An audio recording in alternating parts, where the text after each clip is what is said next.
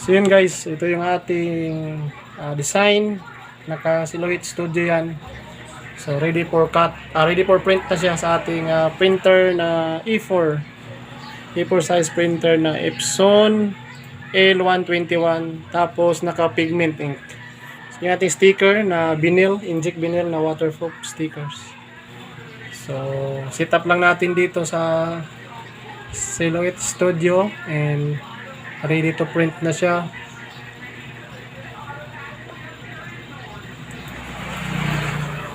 So yan guys, naglo-loading na siya.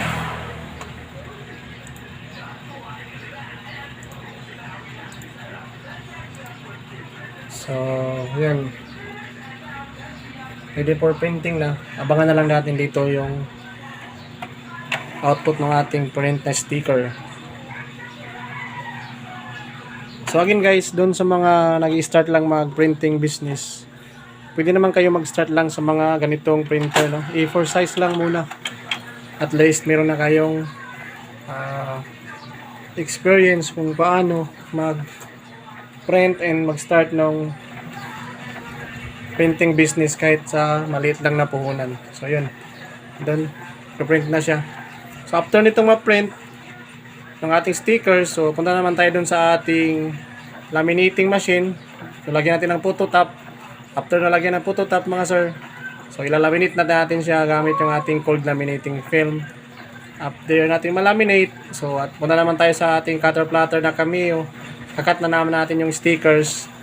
So pagkatapos na cut natin, so yun na yun mga sir, finish na yung ating sticker na A4 size. So, ikita natin mga sir, lumalabas na yung ating stickers. So, ito wala pa tong photo top kaya nakikita ninyo hindi siya masyadong makintab. So, wala pa siyang parang cellophane. So, wala pang photo top yan. After nitong ma-print ng ating A4 size, punta tayo dun sa kabilang side para sa photo top naman. So, pag nagpe-print kayo mga sir ng ating sticker, dapat naka-high yung ating printer, no? Para labas talaga yung kulay ng ating stickers. Ayan, patapos na yung ating A4 size na stickers. So itong mga itim na ito mga boss, ito yung tinatawag na registration mark. Ito yung binabasa ng ating cutter platter, yung sensor ng ating cutter platter. Ito yung registration mark ng ating stickers. So ayan, patapos na siya.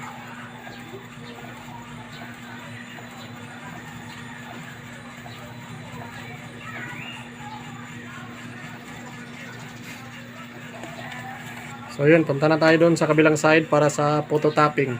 Let's go. So after natin mga sir ma-print doon sa ating printer na E4 sa pigment. So ito yung ating stickers, no? So pagkatapos natin ma-print, talagyan natin ng photo top. Ito yung tinatawag na photo top mga sir. So ang purpose nito is para water resistant yung ating stickers and then hindi siya madaling mag-fade, no? In case na mainitan or mabasa yung ating sticker. So, ang paglagay ng photo top, ganito lang mga sir, mga ma'am, no? So, bago natin siya isalang doon sa ating laminating machine, so, lagyan muna natin ng photo top. So, ganito lang paglalagay mga sir.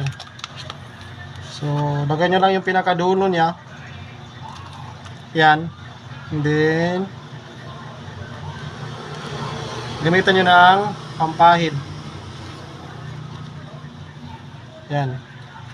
So, kahit ganito lang yung part na lagyan nyo, pwede na yan. So, yan, pakita natin.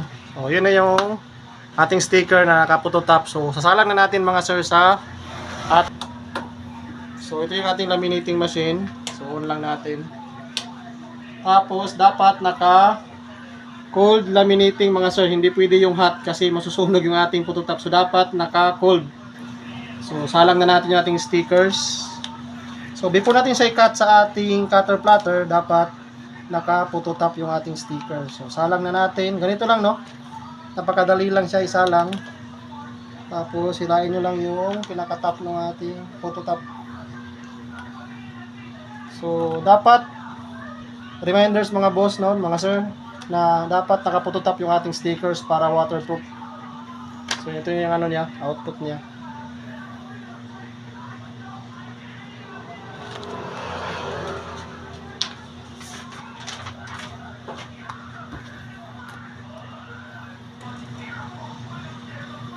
So makikita natin mga boss, meron siyang parang cellophane na nakapatong sa ating sticker. So okay na yan, goods na yan.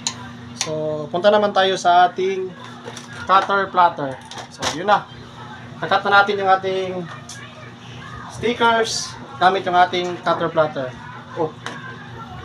So yun mga boss, so after nating ma-print sa ating printer ng pigment ink, so ito na yung ating stickers na A4 size. So nakalagay siya sa ano ganito tawag? Adhesive na kuwan. So ready to cut na siya sa ating Cameo cutter platter Cameo 3. So load natin. So load na siya.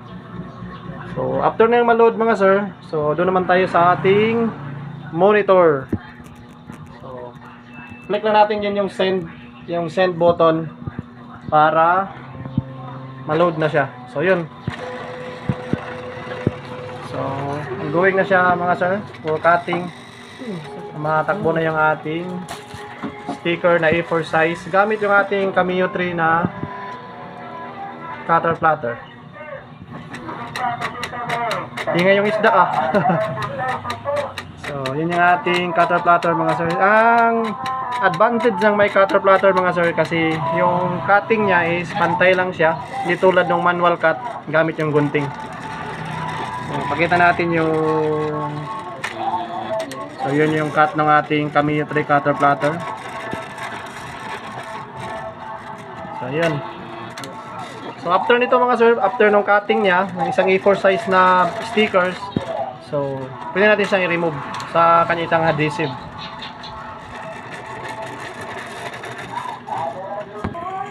So yun mga boss, patapos na siyang i-cut. Yan, nakikita natin pinaka last portion na yung ating stickers, yung kinakat ng ating Cameo 3 cutter platter. So after nito, remove lang natin yung ating sticker sa ating adhesive.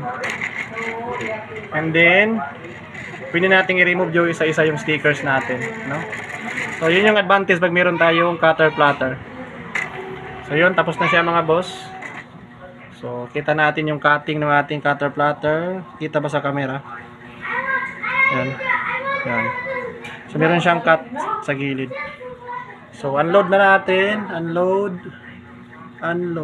Kita ba? Okay, ulog pa. So ito na siya mga boss. Yan.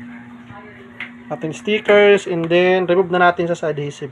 So yun lang, napakadali lang nung mag-cut ng stickers and mag-print ng stickers gamit yung A4 size na stickers. Para to sa mga bago lang din na business ng printing, yung wala pang masyadong budget para sa malaking printer, so pwede kayo mag-start ng A4 size na printer. Yan. So lagyan na natin. So yan is ready for ano na siya. Hindi natin siyang tanggalin. Ito na siya mga boss, oh. Yan. So kinat natin siya square by square. Pero pwede mo siyang i-remove. Yan, ito na yung cutting niya. Yan, naka-circle na yan. So yun lang mga boss, no. Salamat sa panonood ng ating vlog. And sana mayroon kayong natutunan kahit konti sa ating personal knowledge about printing stickers using A4 size stickers and A4 size printer. So yun mga boss, salamat sa panonood. God bless sa lahat. Kita-kits sa ating mga next vlog.